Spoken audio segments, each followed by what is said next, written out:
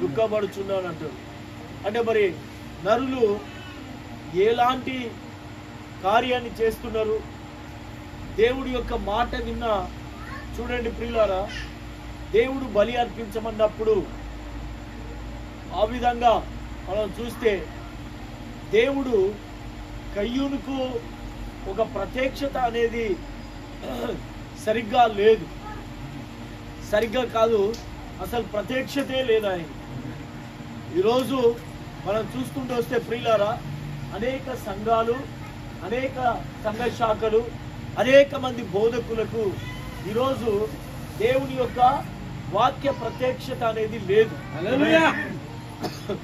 దేవుడి యొక్క వాక్య ప్రత్యక్షత అనేది లేక మరి అవ్వ పండు తిన్నదా, లేకపోతే అవ్వ పాపం చేసిందా, లేకపోతే అక్కడ ఏం జరిగిందన్న కార్యాన్ని కూడా ఈరోజు చాలా మందికి అర్థము కాక వ్యర్థంగా జీవిస్తున్నాం. అలాగే మనం చూస్తే మరి కయ్యూనుకు ఒక ప్రత్యక్షత లేదు, ఏబేలుకు ఒక ప్రత్యక్షత ఉంది. ఏబేలు అక్కడ బలి అర్పించినప్పటికీ మనం చూస్తే ప్రియులారా, ఏబేలు దేవుడి యొక్క మాటను విన్నాడు, ఏబేలు దేవుడి మాటకు లోబడినాడు కనుకనే ఆయన ఒక ప్రత్యక్షతను పొందుకొని పరిశుద్ధాత్మ ద్వారా దేవుని యొక్క నడిపింపు ద్వారా ఏం జరిగింది అక్కడంటే ప్రియులారా, అక్కడ ఆయన బలి అర్పించడం అనేది ప్రారంభించాడు. ఆ బలి ఏంటిదంటే ప్రియులారా, అది గొర్రె పిల్లను సమర్పించినాడు. ఎందుకంటే రక్తమునకు రక్తమే చెల్లుబాటు అన్నమాట. రక్తాన్ని ఎరుపుడు కలిపినప్పుడు తెలుపు వస్తుందని మన ప్రవక్త అంటాడు. అలాగనే ప్రియులారా, మరి అక్కడ ఆ యొక్క ఆ దేవుడి యొక్క కార్యాన్ని మనం చూసినప్పుడు ఆ యొక్క ఎరుపే రక్తానికి రక్తమే చిందించాడు కనుక మానవాళి పాపం అక్కడ క్షమించబడింది. ఆ సమయంలో ప్రియులారా, అదే కయ్యూను ఒక ప్రత్యక్షత లేనివాడు కనుక ఆయన దేవుడికి లోబడలేదు, దేవునికే ఆయన వ్యతిరేకంగా మాట్లాడడం ప్రారంభించాడు. బాగా గమనించినట్లయితే అక్కడ ఏమంటున్నాడు ఆయన, అయ్యా నీ తమ్ముడు ఎక్కడా అంటే అతనికి నేను కావలివాడనా. చూశారా ప్రియులారా, ఎప్పుడైనా కొంతమంది రివర్స్ గా మాట్లాడేవారు ఉంటారు, కానీ మనం ఎప్పుడు కూడా ఆ మాదిరిగా మనం మాట్లాడొద్దు. అందుకే అక్కడ కింద వినరు అనే కాడ ఇంకొక మాట ఉన్నది చూడండి.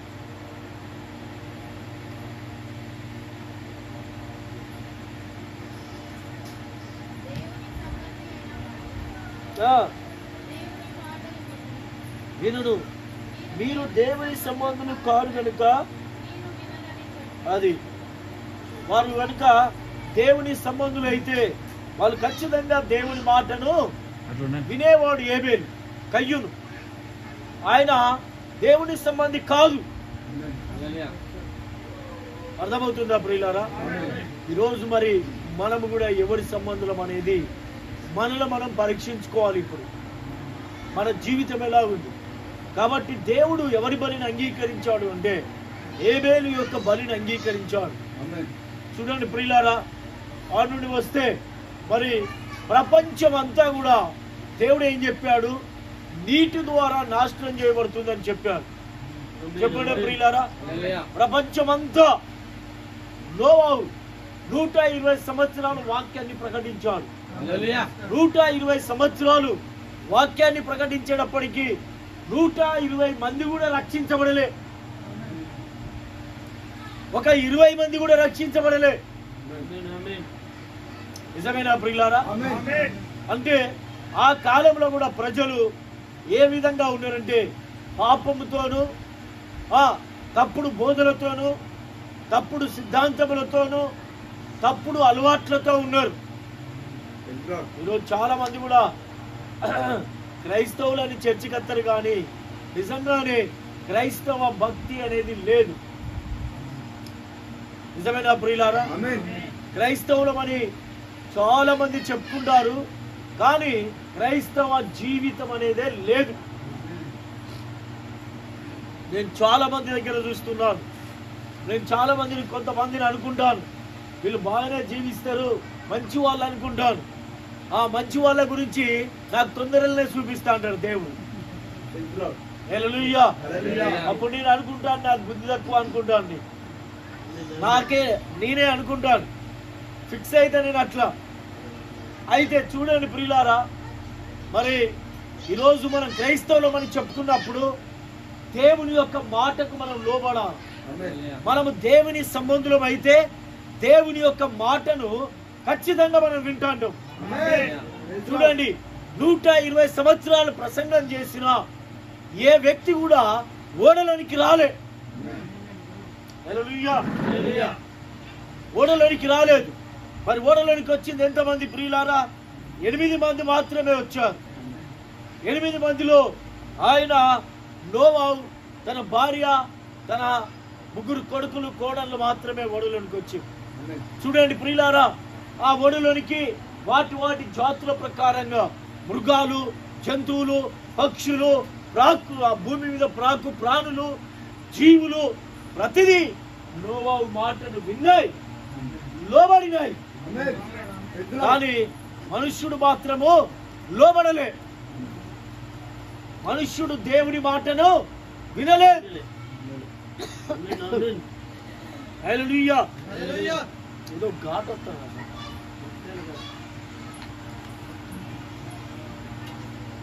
దేవుడికి మహిమ కలుగును గాక. మనం చాలా కార్యాలు, మానవుడు మాత్రము దేవుని యొక్క మాటను వినలే. అన్ని విన్నాయి, అన్ని లోబడినాయి. హల్లెలూయా. ఈరోజు చాలా మంది దేవునికి బదులుగా లోక సంబంధమైన కార్యములపైన, లోక సంబంధమైన వాటిపైన మనసు పెడుతున్నారు తప్ప దేవుడి పైన మనసు పెట్టట్లేదు. హల్లెలూయా. హల్లెలూయా. ఆ మాదిరిగా చాలా మంది ఉన్నారు. కానీ చూడండి ప్రియులారా, ఓడలోనికి అన్ని వచ్చిన తర్వాత ఆ ఓడలో చాలా మందికి అనుమానం వచ్చింది. నోవాహుతో ఉన్న 7 కూడా అనుమానమే ఉండేది.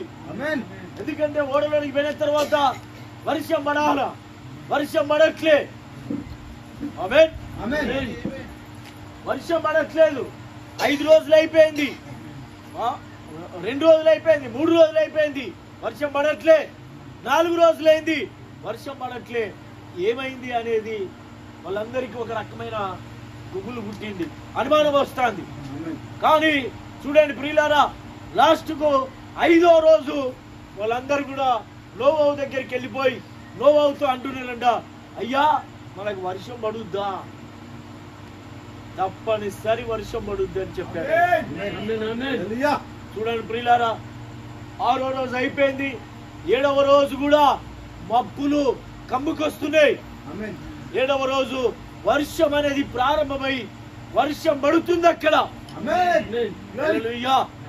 చాలా మంది నోవాహు దగ్గరికి వచ్చి ఏలన చేశారట. చాలా మంది నోవాహును బలహీనపరిచారట.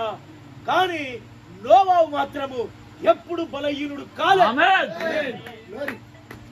నా ప్రియ సంగమా, ఈ రోజు కూడా నీవు కూడా ఎలా ఉండాలంటే ఎప్పుడు ఎవ్వరు ఏమన్నా ఏ టైంలో కూడా బలహీనుడో కావద్దు.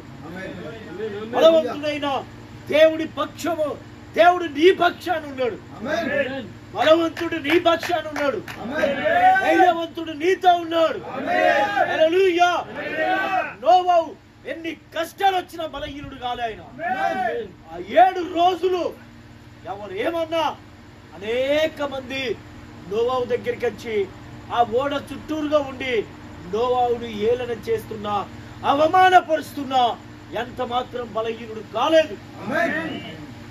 కానీ రోజు ప్రియులారా, మనమైతే బలహీనులమవుతాం, తొందరపడుతాం, అనేకమైన ఆ ఉద్రేకానికి గురైతాం. కానీ నోవాహు ఆకాశం వైపు చూస్తున్నాడట ఎప్పుడు. అందుకే దాని కిటికీ ఎక్కడున్నది ఓడకు, ఈ పక్క ఆ పక్క లేదు. హల్లెలూయా. మనమైతే ఎండ సూర్యరశ్మి ఇట్లా పడాలని తోటి మనం వాస్తు చూసి కడతాం. కానీ నోవాహు దేవుడు చెప్పినట్టుగా కట్టాడు. హల్లెలూయా. వాస్తు అంటే మరి పైన ఓడ కిటికీ ఉంటుందా? పెట్టుకుంటాం మనం ఇల్లుకు పైన పెట్టాము కిటికీ. కానీ దేవుడు నోవాహుని కిటికీ పైన పెట్టమన్నాడు. అప్పుడు నోవాహు ఆ కిటికీ పైకి పెట్టి ఆయన ఆకాశం వైపు చూస్తున్నాడంట. హల్లెలూయా. నా ప్రియ సోదరి సోదరుడా, నీకెన్ని కష్టాలు వచ్చినా, ఎన్ని ఇబ్బందులు వచ్చినా, ఎన్ని శ్రమలు వచ్చినా ఆ నోవాహు లాగా కదిలించబడకుండా దేవుని వైపు చూడు. హల్లెలూయా. హల్లెలూయా. 7వ రోజు వర్షం ప్రారంభమైంది. దేవుని మాట ఎవరైతే విన్నారో, ఎవరైతే విని ఓడలోనికి వచ్చినారో ప్రియులారా, వారంతా రక్షించబడ్డారు. హల్లెలూయా. ఓడలోనికి వచ్చిన ప్రతి వ్యక్తి రక్షించబడ్డాడు. ఈ రోజు కూడా ప్రియులారా, క్రీస్తులోనికి వచ్చిన మనము ఖచ్చితంగా రక్షించబడతాము. దేవుడికి మహిమ కలుగును గాక. అర్థమైందా ప్రియులారా? అలాగే మనం చూస్తే మరి అబ్రహాము దేవుని మాటను విన్నాడు. అబ్రహామా, నువ్వు కల్దీల దేశాన్ని వదిలిపెట్టి రా అన్నాడా ప్రియులారా? మరి అన్నప్పుడు అబ్రహామునే రమ్మన్నాడు. అంతేనా? అబ్రహామే వచ్చిందా? అబ్రహాము కుటుంబమే వచ్చిందా? ఎంతమంది వింటున్నారు వాక్యం? ఎవరెవరు వచ్చారు? అబ్రహాము భార్య వచ్చిందంట. అబ్రహాము తండ్రి వచ్చాడంట. అబ్రహాము యొక్క సహోదరుని కుమారుడు లోతు భార్య. హల్లెలూయా. వీళ్ళందరూ వచ్చేటప్పటికి కూడా ప్రియులారా, మరి అబ్రహాము నిజంగానే ఆయనకు 75 సంవత్సరాల వయసులో నీకు కుమారుడు జన్మిస్తాడు, నీ భార్య నీకు ఒక కుమారుడిని కనునని చెప్పాడు దేవుడు. చెప్పినప్పుడు అక్కడ ఏం జరిగింది?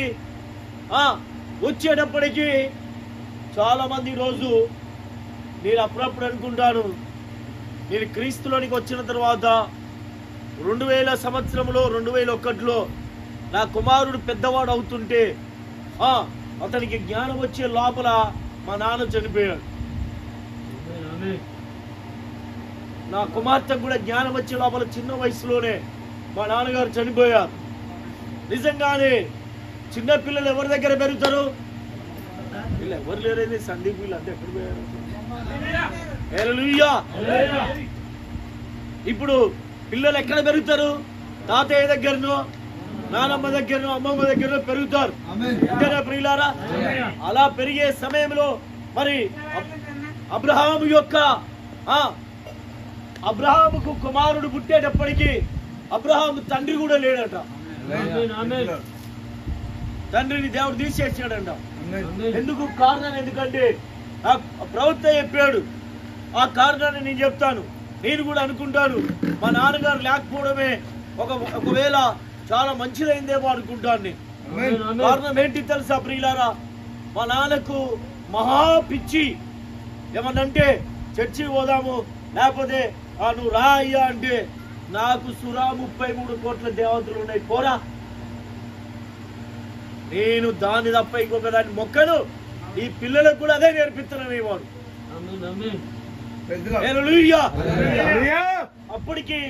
అప్పుడు మా పిల్లలు పెద్దోళ్ళు అయ్యే లోపల మా నాన్నను దేవుడు తీసుకుని వెళ్ళిపోయాడు.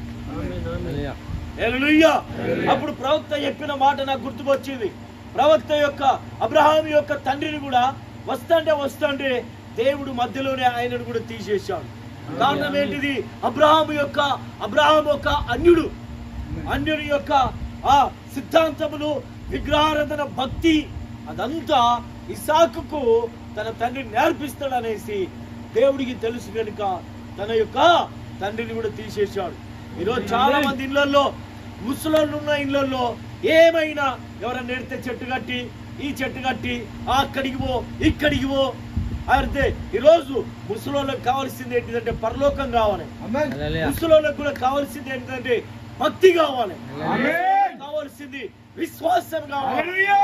వాళ్ళు చెప్పాలా, రే మన దేవుడు నీతివంతుడని, మన దేవుడు సత్యవంతుడని, మన దేవుడు రక్షించువాడని, స్వస్థపరచువాడని. దేవుడికి మహిమ కలుగును గాక. వీళ్ళు ఏం చేస్తారు? ఈ తురుకోట దగ్గర పో, అక్కడికి పో, ఇక్కడికి పో. హల్లెలూయా. ఇవన్నీ ఏం కార్యాలు ప్రియులారా? మరలా ఇవి ఎక్కడ జరుగుతున్నాయి? క్రైస్తవుల ఇండ్లలోనే. చూపించుకోవడం క్రైస్తవులే, అడిగిపించుకోవడం క్రైస్తవులే. హల్లెలూయా. మరి ఎందుకు అట్లాంటప్పుడు చర్చికి వచ్చేది, దేవుడి దగ్గరికి వచ్చేది ఎందుకు? మనం దేవుడు నిజాయితీ పరుడనే కదా, దేవుడు రక్షించువాడనే కదా మనం వచ్చేది. మరలా అక్కడికి పోయేది మనము. అందుకని దేవుడు అబ్రహాము యొక్క తండ్రిని తీసేశాడంట. చూడండి ప్రియులారా. కానీ ఇక్కడ మనం ఆగితే అబ్రహాము దగ్గర నుంచి మనం వెళితే మోషే దగ్గరికి వెళదాం. మోషే దగ్గరికి వెళితే మోషే యొక్క తల్లి చూశారా ప్రియులారా? మోషే యొక్క తల్లి మోషే ఫరో ఇంట్లో పెరుగుతున్న మోషకు మోషను కన్న తల్లి మిరియాం, సారీ యాకెబేతు. యాకెబేతు వెళ్ళిపోయి పాలిచ్చుకుంటూ ఆమె ఎవరి గురించి చెప్పింది తెలుసా? ఉగ్గు పాలుతో ఆమె హెబ్రీయుల దేవుడి గురించి చెప్పుకుంటూ వచ్చేసింది. ఈరోజు అట్లాంటి తల్లులు లేరు, అట్లాంటి నాయనమ్మలు లేరు, అమ్మమ్మలు లేరు, తాతయ్యలు లేరు. ఏమైనా పిల్లగాడు కక్కుడు పెడతాంది, పిల్లగాడు దొడ్డికి వేరే పోతాడు, ఈ మోషన్స్ అవుతున్నాయి, ఇవి అవుతున్నాయి అంటే ఉరుకో అక్కడికి, రే చర్చికి ఎత్తుకొని వెళ్ళు, మోకరించి ప్రార్థన చేయని చెప్పేవాళ్ళు. ఈరోజు అట్లాంటి వాళ్ళు లేరు.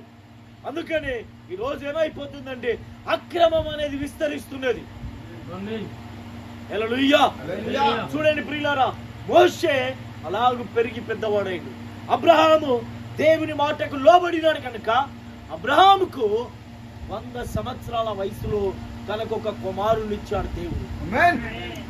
చూశారా ప్రియులారా?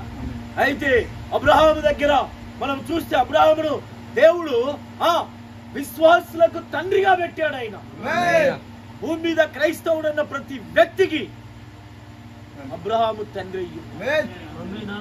ప్రియులారా, హల్లెలూయా. కానీ మరి అదే లోతు దగ్గరికి వెళితే లోతు ఆయన ఏమైనాడంటే పాపము చేయడాన్ని బట్టి లోతు దేవుడి ఆ లోతు పేరు రాయబడింది. కానీ లోతు గురించి ఏం చెప్పాడు? ఆయన అవిశ్వాసికి సాదృశ్యం అంట. అవిశ్వాసులు చేసే కార్యాలు. హల్లెలూయా. చూశారా ప్రియులారా? అందుకనే దేవుని సంబంధి ఎప్పుడు దేవుని యొక్క మాటకు లోబడతాడు. దేవుడి యొక్క మాటకు లోబడతాడు. కానీ అక్కడ లోతు యొక్క భార్య కూడా చూడండి ప్రియులారా. లోతు భార్య ఏమైంది? నీవు సొదొమ గొమొర్రా పట్టణం వైపు చూడొద్దు. ఈరోజు చాలా మంది ఏం చెప్తారు? చాలా మంది ఉన్నారు ఇట్లా. మనం ఏం చెప్తున్నాము? మనము త్రాగొద్దని చెప్తున్నాం, అంతేనా? చుట్ట తాగొద్దు, పొగాకు నమలొద్దు, అంబరు తినొద్దు, త్రాగొద్దు, వ్యభిచారం చేయొద్దు, జూదమాడొద్దు, అబద్ధాలు ఆడొద్దు. ఈ కార్యాలన్నీ వాళ్ళు చెప్తున్నప్పటికీ వాళ్ళు అలా చేస్తలేరు. దేవుని మాటకు లోబడట్లేదంటే వారు ఎవరి సంబంధం? లోతు భార్య దేవుని మాటకు లోబడిందో ప్రియులారా? లోబడలే. నువ్వు చూడద్దు సొదొమ గొమొర్రా వైపు మరలా అంటే ఎంత మాత్రం కూడా వినలే. ఒకసారి విగ్రహారాధన బంద్ చేశాం, ఒకసారి త్రాగుడు బంద్ చేశాం, ఒకసారి అంబరు గుడికలు బంద్ చేస్తున్నాం. మరలా ఎలా వెళ్తావు దాని వైపు? నువ్వు ఎలా విశ్వాసవి? వింటున్నారా ప్రియులారా? ఎలా మరలా విగ్రహారాధన చేస్తావు? హల్లెలూయా. చాలా మంది చాలా రకరకాలు చెప్తా ఉంటారు. హల్లెలూయా. దేవుడికి మహిమ కలుగును గాక. కొంతమంది బంగారం తీస్తే మొగడు చచ్చిపోతాడని చెప్తా ఉంటారు. ఎందుకు చెప్తారు? మా భార్యలు లేరా? మేము బాగానే ఉన్నాం కదా.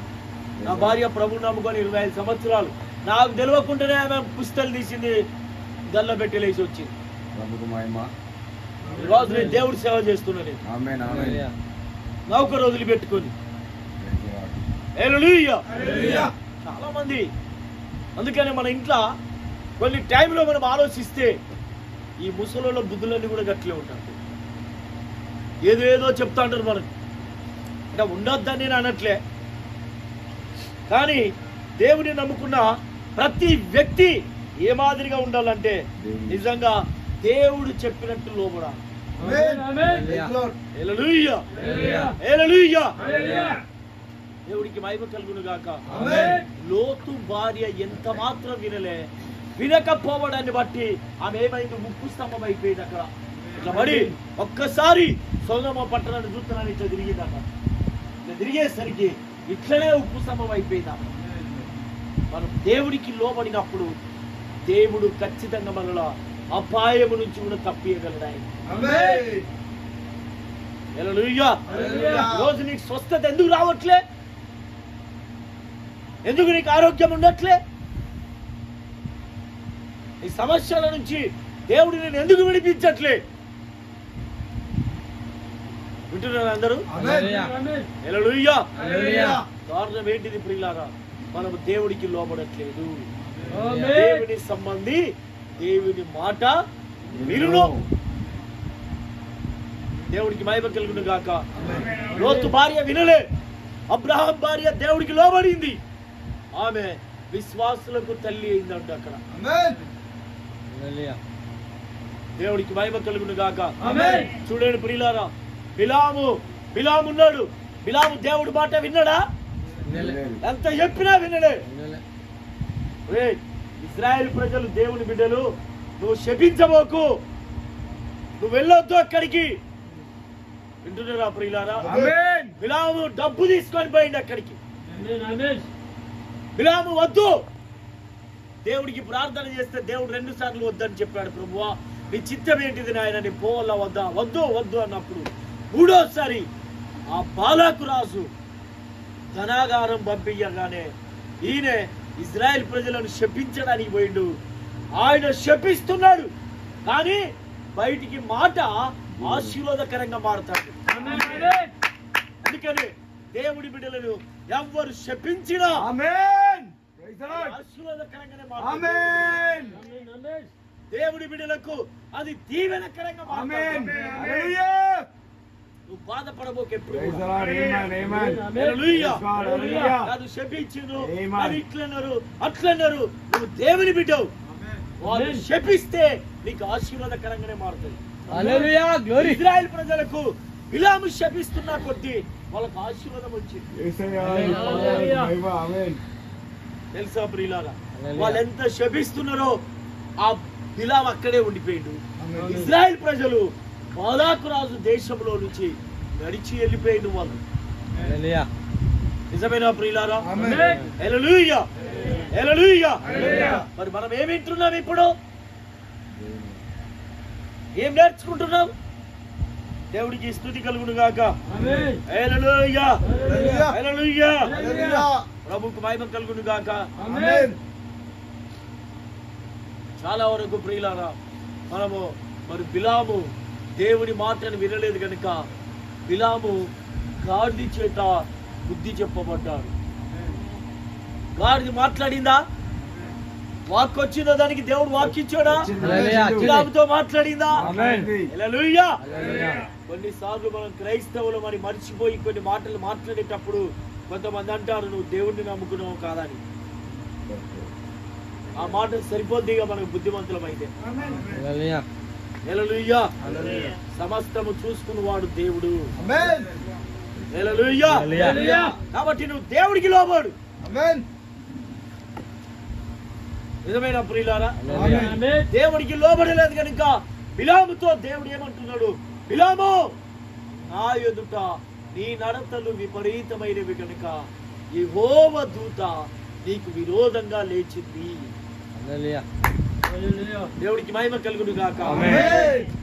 నీ నడతలు నా ఎదుట, వింటున్నారా? వింటున్నారా? నీ నడతలు నా ఎదుట విపరీతమైనవి. నీ తప్పులు, నువ్వు చేసే ప్రతి పాపము నా ఎదుట విపరీతమైనవి గనుక యెహోవా దూత నీకు విరోధంగా లేచింది. దేవుడికి మహిమ కలుగును గాక. ఈ రోజు కూడా ప్రియులారా మీకు కొన్ని పనులు అవుతలేవంటే మీరు బిలాములాగా ఎక్కడో ఒక దగ్గర పొరపాట్లు చేస్తున్నారు. ఈ రోజు ఇది మీకు హెచ్చరిక. సంగమా, మన కుటుంబం ఇది. మనం ఎటెళ్తున్నాం, ఏమవుతున్నాయి మన కుటుంబాలు? హల్లెలూయా. నిజమైన ప్రియులారా, చాలా ఉంది నేను చెప్పుకుంటూ పోవడానికి. దేవునికి మహిమ కలుగును గాక. హల్లెలూయా. ఎప్పుడైతే దేవుని మాటకు లోబడినారో వాళ్ళు దీవించబడ్డట్టుగా మనం చూస్తున్నాం. ఇంకా చూడండి ప్రియులారా, మరి మన యొక్క నూతన నిబంధనలోనికి వచ్చినప్పుడు ఆ బైబిల్లో అననీయ సపీరాలు ఉన్నారు. అంతేనా ప్రియులారా? అననీయ సపీరా దేవుని మాటకు లోబడలే. హల్లెలూయా. దేవుడు ఆ పరిశుద్ధాత్మకు విరోధంగా కార్యాన్ని చేశారు కనుక వాళ్ళు దేవుని మాటకు లోబడలేదు కనుక వారు మరణించినారు. అకుల ప్రిస్కిల్లను మనం చూస్తే ఆ కుటుంబాలు దీవించబడ్డాయి. ఆ కుటుంబం దేవుడికి లోబడింది, దేవుని సేవకుడికి లోబడింది. ఎంతో పౌలు పరిచర్యకు సహకారంగా ఉన్నారు కనుక రోమాలో ఉన్న సంఘము అకుల ప్రిస్కిల్లకు వందనస్తులై ఉన్నారని చెప్తున్నారు. నిజమేనా ప్రియులారా? మరి ఈ రోజు మరి మన కుటుంబం ఎలాగుంటుంది? సంఘానికి, సేవకునికి, లేకపోతే బయట మన సాక్ష్యం ఎట్లున్నది? హల్లెలూయా. మనం ఎలాంటి జీవితాన్ని జీవిస్తున్నాం చూడండి ప్రియులారా. బైబిల్లో పౌలు సౌలుగా ఉన్నప్పుడు ఆయన దేవుడికి లోబడలేదు. అంతేనా? దేవుడికి లోబడలేదు. ఎప్పుడైతే దేవుడు సౌలుతో మాట్లాడడం ప్రారంభించాడో, నిజంగా ఆ దమస్కు పట్టణానికి వెళుతున్నప్పుడు ఆ అగ్ని స్తంభము ఆయనను ఎప్పుడైతే కలుస్తుందో అప్పుడు నిజంగానే ఆయన జీవితం మార్చబడ్డది. ఈరోజు చాలా మంది అంటారు, నాతో దేవుడు మాట్లాడిండు, నాతో దేవుడు నన్ను దర్శించిండు, నేను చూసినా, నేను చేసినా. మరి దేవుడు నీ జీవితాన్ని మార్చడా? దేవుడు తప్పు కార్యాలు చేయొద్దని చెప్పడా? మోసాలు చేయొద్దని చెప్పడా? హల్లెలూయా. ఎప్పుడైతే పౌలు ఏమంటున్నాడు, నేను హింసకుడను, దూషకుడను, హానికరుడైన నన్ను దేవుడు రక్షించిండని చెప్తున్నాడు. అలాంటి వాడు నువ్వు కాదా? దేవుడు నిన్ను రక్షించలే? సమస్తమును నేను పెంటకు పోలే ఎంచుకుంటుని. కొట్టిన వాడిని తిరిగి కొట్టలే, తిట్టిన వాడిని తిరిగి తిట్టలే.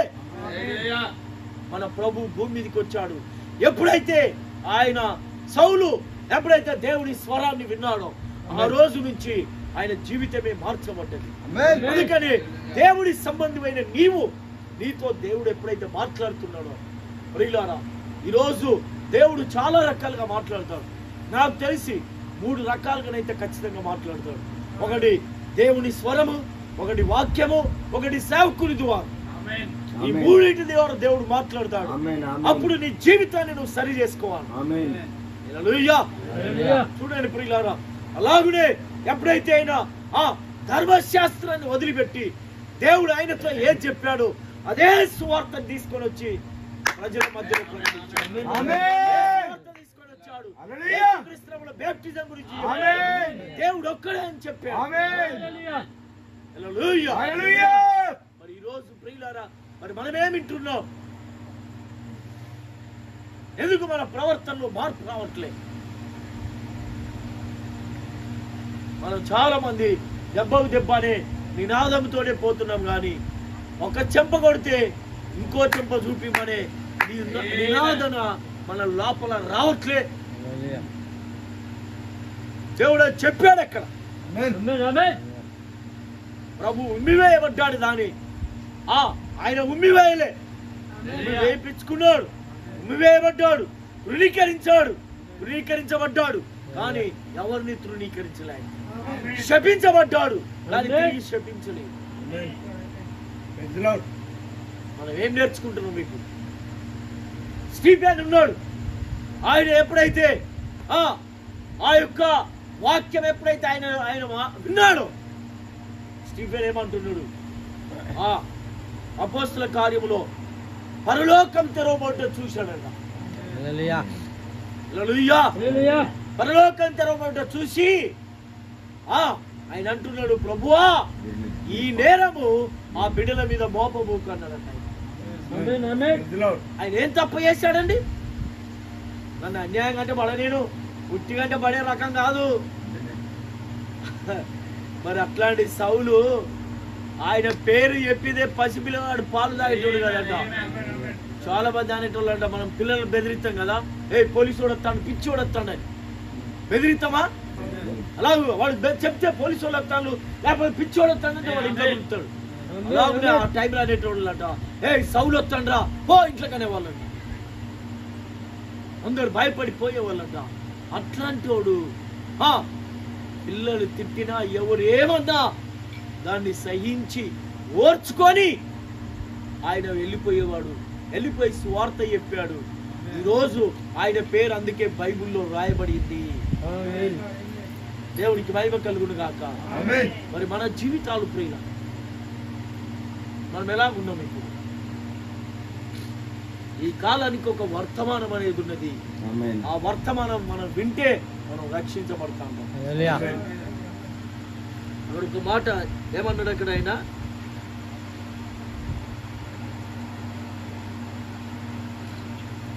47వ వచనంలో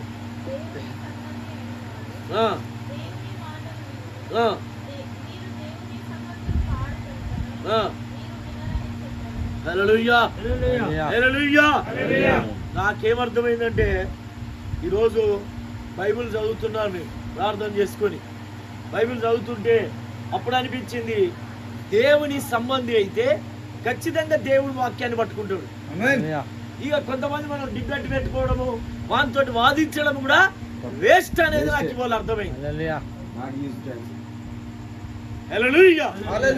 వారితో వాదించేదానికంటే ఇంకో దగ్గరికి వెళ్ళిపోయి స్వార్థ చెప్పడం కదా. వాడు వాక్యం వినేవాడైతే, వాక్యం అతనికి దేవుడు, ఆయన దేవుని సంబంధం అయితే ఈ వర్తమానం అతనికి బయలుపరచదు. అతని నేత్రములు తెరవబడతాయి.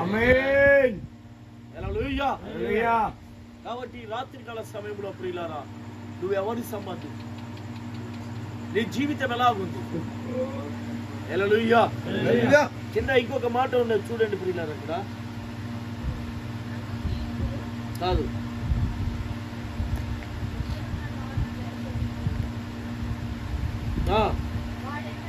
ఒకడు నా మాట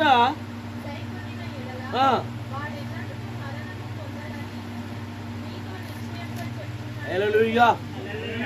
ఏమంటున్నాడు ఆయన?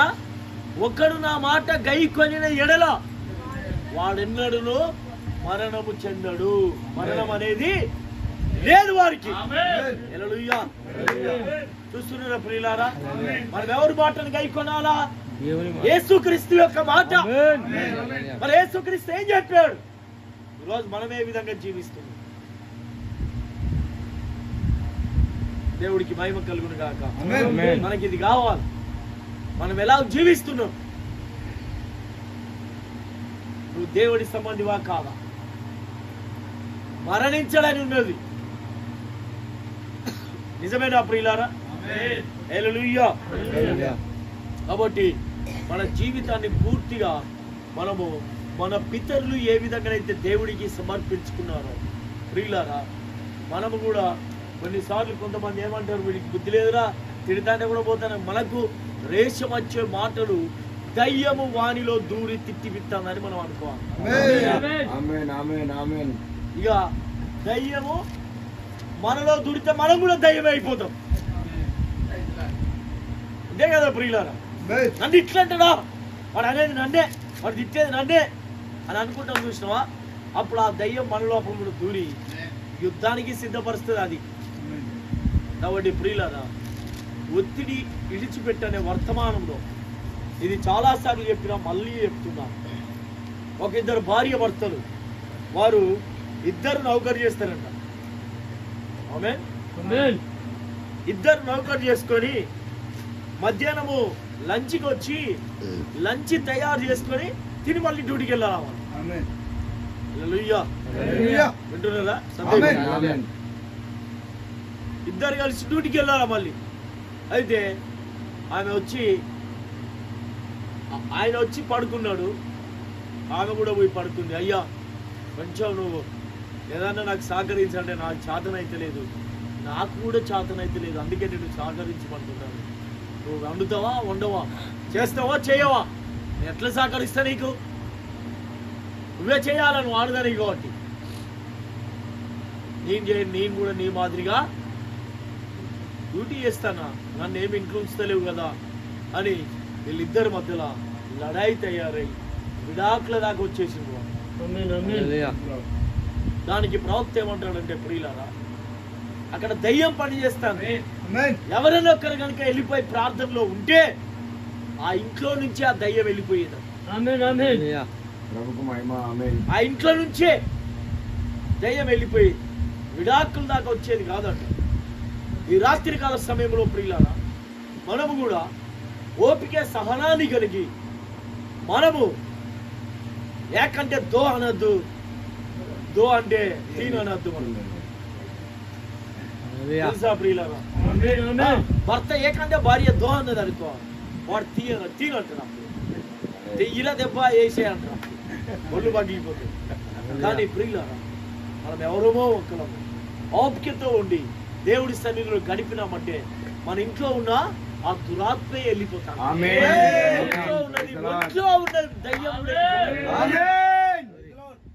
కాబట్టి నా ప్రియమైన దేవుడి ప్రజలారా మనం ఎక్కడికి రావాలంటే క్రీస్తు దగ్గరికి రావాలి. దేవుని సంబంధులు ఎప్పుడు దేవుడి యొక్క వాక్యంలోనే ఉంటారట, వాక్యంలోనే జీవిస్తారట. కాబట్టి ఈ రోజు ఈ రాత్రి ప్రియులారా ఇప్పటికైనా తిరిగి నువ్వు దేవుడి దగ్గరికి రా, ఒకసారి వాక్యాన్ని చూడు, ఆయన రాజ్యానికి నువ్వు సిద్ధపడు.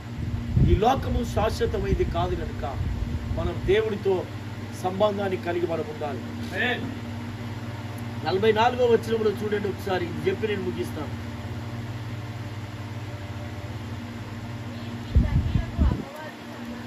దేవుని సంబంధులు కాని వారందరూ ఎవరి సంబంధులు? వాళ్ళ తండ్రి ఎవరు? హల్లెలూయా. వాళ్ళ తండ్రి మీరు దేవుని సంబంధులు కారు కనుక మీరు అపవాది సంబంధులు, మీ తండ్రి సంబంధులు అయ్యి ఉన్నారు అంటున్నారు.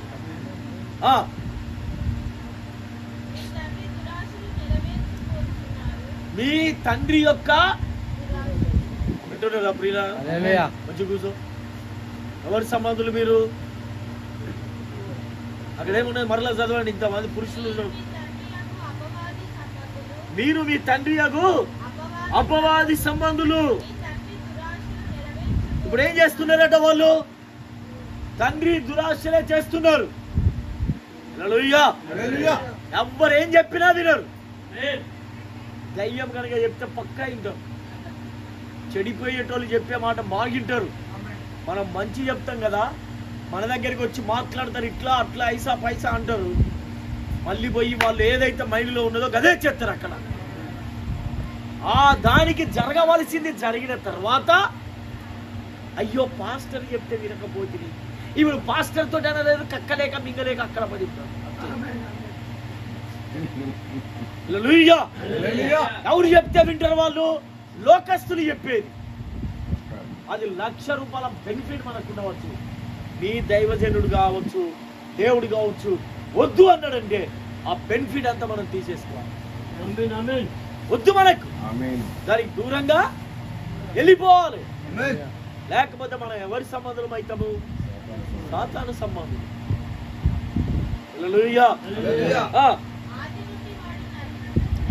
వాడు ఆది నుండి నరహంతకుడే. నరహత్య చేశాడు. ఎక్కడ? కయ్యూను హేబేలును చంపాడా? వాడు ఆది నుండి కూడా ఎవడు ప్రియులారా? నరహంతకుడు. వాడెప్పుడు సత్యమందు నిలిచి ఉండలేడు. వారి యందు సత్యం ఎక్కడుంటది? వాడు సత్యవంతుడు కాదు కాబట్టి వాడి దగ్గర సత్యం అనేదే ఉండదు. వాడు అబద్ధమాడినప్పుడు వాని యొక్క స్వభావమును అనుసరించి అబద్ధమాడతాడట. వాడు అబద్ధికుడును, అబద్ధానికి వాడు జనకుడు అయి ఉన్నాడంట సాతానుడు. దేవుడికి మహిమ కలుగును గాక. ఏమై ఉన్నాడు? అబద్ధానికి జనకుడు. వాడు ఏ విధంగా మాట్లాడుతాడట? ఉద్దేశపూర్వకంగానే తప్పు చేస్తాడు వాడు.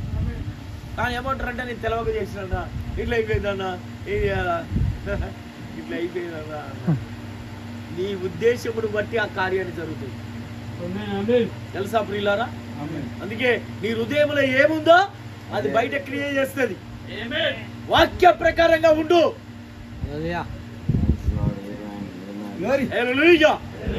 వాక్యం ఏం చెప్తుందో దాని ప్రకారంగా నడుచుకో. అప్పుడు నువ్వు దీవించబడతావు.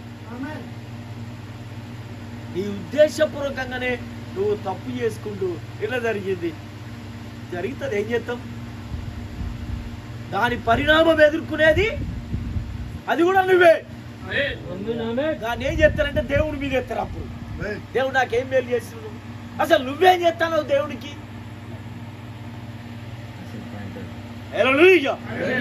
దేవుడు చెప్పినట్టు నువ్వు వింటున్నావా? ఈ తప్పుడు కార్యాలు చేయొద్దంటే నేను తప్పకుండా వెళ్తా. అక్కడికి వెళ్ళినావు, మళ్ళీ జరిగింది. జరిగిన దానికి నువ్వే అనుభవించాలి, కానీ దాన్ని తీసుకొచ్చి దేవుడి మీద ఎత్తాను. ఎప్పుడు అలా చెయ్యబోకండి. అబద్ధమాడును,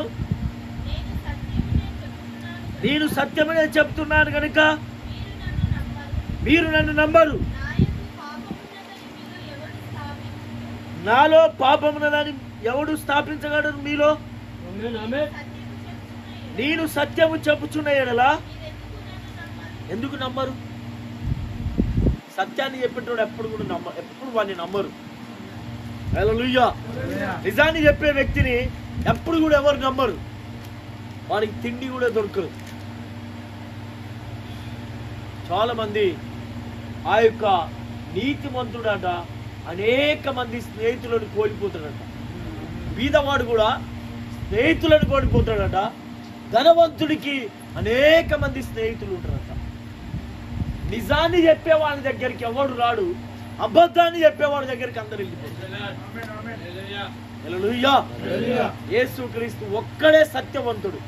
ఆయన అందుకే అంటున్నాడు, నాలో పాపం ఉన్నదని మీలో ఎవడు స్థాపించగలరు? ఎవరు చెప్పగలరు? ఆయన కుమారునివి కుమార్తెవైతే నీవు కూడా ఆయన వల్లనే జీవిస్తుంటావు, ఆయన వల్లనే బ్రతుకుతావు, ఆయన మాదిరిగానే నువ్వు ఉంటావు. కాబట్టి ఈ రాత్రికాల సమయంలో ప్రియులారా చెప్పడానికి చాలా ఉంది.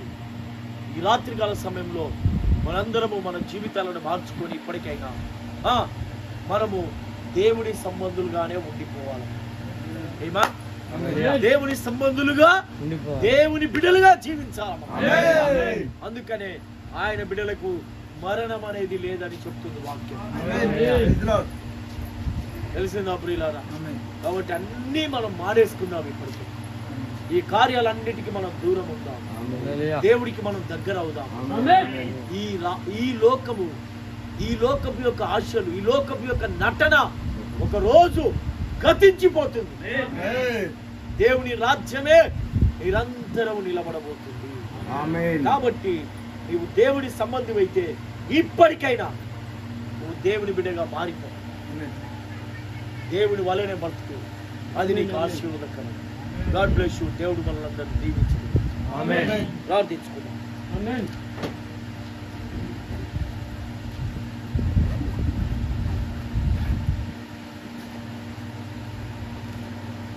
ప్రార్థన చేసుకుందాం.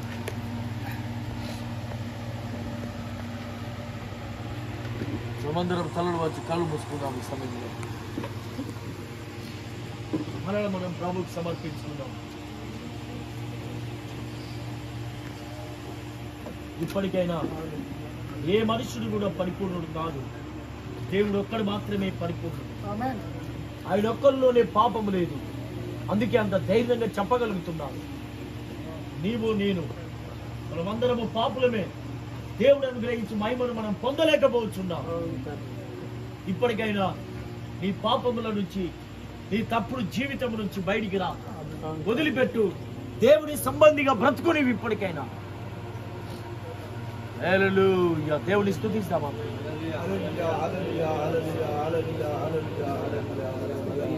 దేవుడి స్తుతిస్తాం. రాత్రికాల సమయంలో వాక్యం విన్న ప్రియ దేవుడి బిడ్డలారా, ఇప్పటికైనా మార్మల్స్ పొందు. దేవుడి సంబంధిగా మారిపో. దేవుడు చెప్పిన వాక్యాన్ని విను. ఆయన మాటకు లోబడి ఇప్పటికైనా సంపూర్ణంగా ఆయన మాటకు లోబడి ప్రార్థించుకుందాం. దయ కలిగిన మా తండ్రి, కృపల ఐశ్వర్యవంతుడా, ప్రేమ కలిగిన మా గొప్ప దేవుడా, యేసుక్రీస్తు రాజా, నీకు స్తోత్రాలు చెల్లిస్తున్నాం ప్రభువా. దేవా, ఈ రాత్రి మరలా నీ సన్నిధికి వచ్చున్నాం. కొంత సమయం ప్రభువా ఈ రాత్రి మీ వాక్యాన్ని పంచుకున్నాం తండ్రి. మేము ధ్యానించినాం ప్రభువా. ఈ మాటలు మా హృదయాలలో నూరంతలుగా ఫలించుటకు సహాయం చేయమని ప్రార్థిస్తున్నాం తండ్రి. ప్రభువా నాయన, లోకం యొక్క కార్యముల నుంచి మేము వేరు చేయబడి దేవుని సంబంధిగా, దేవుని బిడ్డలుగా మేము మారిపోదుం గాక.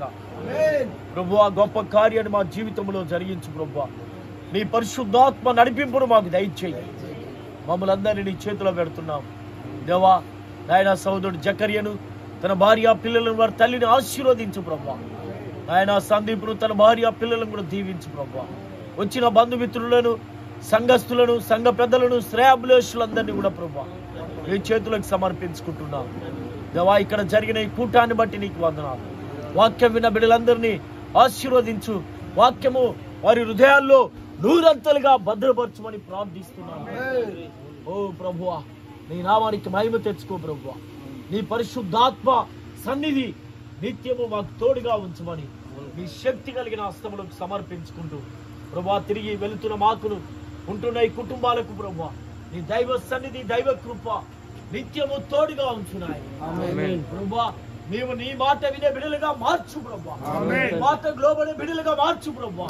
మా ధైర్యము, మా సమస్తము, మా సర్వము నీవే ప్రభువా. కాబట్టి నాయన, మేము నీపైనే ఆధారపడి ఉన్నాం. మా సమస్తము నీవు గనుక, నీవే మా ధైర్యము గనుక ప్రభువా, నీపైన ఆధారపడి ఉండే ఆ మనస్సు, ఆలోచన మాకు దయచేయి ప్రభువా. నాయన, మమ్మల్ని అందరినీ చేతుల్లో పెడుతున్నాం. కృపచూపు నాయన. నేను వచ్చిన సంఘస్థులందరినీ కూడా కాపాడి రక్షించమని ప్రభువా. ఈ కుటుంబాన్ని నాయన నిత్యముగా వర్ధిల్ల చేయి. ఏర్పాటు చేసిన కూటమి, ఏర్పాటు చేసిన జకర్య కుటుంబాన్ని వర్ధిల్ల చేయి.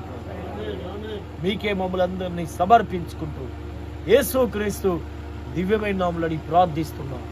ఆమేన్. మన ప్రభు అయిన యేసుక్రీస్తు యొక్క కృప, ఆయన దివ్య సన్నిధి, సమాధానం ఇక్కడ చేరి ఉన్న మనందరికీ, వాక్యం విని ఆయన రాజ్యానికి ఏర్పరచబడి ఆయన రాజ్యానికి ఎదురు చూస్తున్న వధువుకును, ఈ కుటుంబానికి, సకల పరిశుద్ధులకు ఇప్పుడు ఎల్లప్పుడూ సదాకాలం పరిశుద్ధాత్మ దేవుడు తోడై ఉండునుగాక. ఆమేన్. మీ అందరికి వందనాలు. God bless you. దేవుడు మిమ్మల్ని దీవించునుగాక. ఆమేన్.